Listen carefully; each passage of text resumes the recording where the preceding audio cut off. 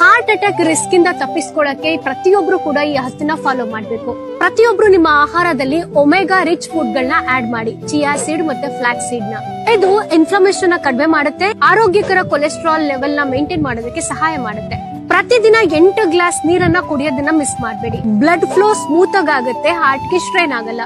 ಬಿಳಿ ಅಕ್ಕಿಗೆ ಬದಲಾಗಿ ಓಟ್ಸ್, ಕಿನೋವಾ, ಬ್ರೌನ್ ರೈಸ್ ನ ಉಪಯೋಗಿಸಿ. ಯಾಕಂದ್ರೆ ಹೋಲ್ ಗ್ರೈನ್ಸ್ ಅಲ್ಲಿ ಕೊಲೆಸ್ಟ್ರಾಲ್ ನ ಮ್ಯಾನೇಜ್ ಮಾಡುತ್ತೆ, ಬ್ಲಡ್ ಶುಗರ್ ಲೆವೆಲ್ ನ ಸ್ಟೇಬಲ್ ಮಾಡುತ್ತೆ. ಹಸಿಯಾಗಿರೋ ಬೆಳ್ಳುಳ್ಳಿಗಳನ್ನ ಉಪಯೋಗಿಸಿ. ನ್ಯಾಚುರಲ್ ಆಗಿ ಬ್ಲಡ್ ಪ್ರೆಷರ್ ನ ಕಡಿಮೆ ಮಾಡುತ್ತೆ, ನಿಮ್ಮ ಬ್ಲಡ್ ವೆಸಲ್ ಕೂಡ ಆರೋಗ್ಯವಾಗಿರಿಸುತ್ತೆ. ಒಂದಿನದಲ್ಲಿ 1 ಟೀ ಸ್ಪೂನ್ ಗಿಂತ ಕಡಿಮೆ ಉಪ್ಪನ್ನೇ ಉಪಯೋಗಿಸಿ. ದೇಹದಲ್ಲಿ ಸೋಡಿಯಂ ಲೆವೆಲ್ ಜಾಸ್ತಿ ಆಯ್ತು ಅಂದ್ರೆ BP ಜಾಸ್ತಿ ಆಗುತ್ತೆ. ಇದರಿಂದ ಹಾರ್ಟ್ ಗೆ ಸಂಬಂಧಪಟ್ಟಂತಹ ಕಾಯಿಲೆಗಳ ರಿಸ್ಕ್ ಜಾಸ್ತಿ ಆಗುತ್ತೆ. ಅಟ್ಲೀಸ್ಟ್ 30 ನಿಮಿಷದಿಂದ 1 ಗಂಟೆ ಆದ್ರೂ ಬ್ರಿಸ್ಕ್ ವಾಕ್ ಮಾಡಿ.